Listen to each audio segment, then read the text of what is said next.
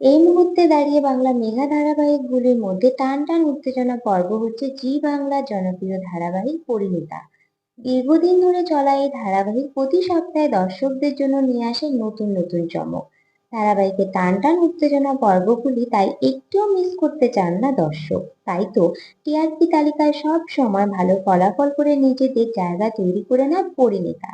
ধারাবাহিকে গতকালকের পর্বে দেখানো হয়েছে মল্লারের বাবা অনেক করে চেষ্টা করে যাতে রায়ানের মা এই কেস তুলে নেয়। পারুলও জানিয়ে দেয় কেস তুলে নেওয়ার দরকার নেই, কারণ নিজেকে ঠিক নির্দোষ প্রমাণ করবে। তারপর কেস শুরু হয়। শিরিনের উকিল একেবারে নিচে নামিয়ে দেয় পারুলকে। এদিকে পারুলের পক্ষে কোনোই উকিল নেই, কিন্তু পারুল জোর গলায় বলে সে নির্দোষ। ঠিক তখনই কোর্টে পারুলের উকিল নিয়ে হাজির হয় রায়ান।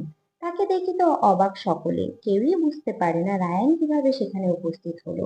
পারুলও রায়ানকে দেখে অবাক হয়ে যায়। রায়ান বিদেশে পড়াশোনা কেরিয়ার সবকিছু ছেড়ে এসেছে শুধুমাত্র পারুলকে বাঁচানোর জন্য। এরপরে রায়ান বিচারকের সামনে পারুলের উকিলকে হাজির করে। পারুলের উকিল বিচারকের কাছে একদিন সময় চায়, যেহেতু পারুল অপরাধী সেটা প্রমাণ হয়নি, তাই জন্য বিচারককে তার জন্য প্রমাণ জোগাড় করতে এক বেলা সময় দেয়। শিরিন, রায়ানের মা সকলেই তো রায়ানকে দেখে ঘাবড়ে যায়, কারণ রায়ান যখন চলে এসেছে তখন পারুল যেভাবেই হোক নিজেকে নির্দোষ প্রমাণ করে ছাড়বে।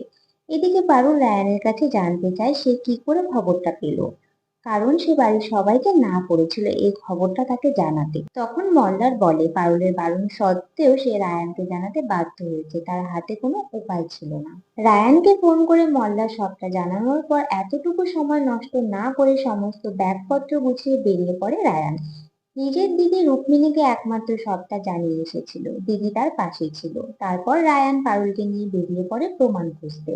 এদিকে রায়ান তার কেরিয়ারে তৈরির জন্য যেমন পারুলের কাছে কৃতজ্ঞ, ঠিক তেমনি তার কেরিয়ার নষ্ট হয়ে যাওয়ার পেছনে নিজের মাকে দায়ী করে সে।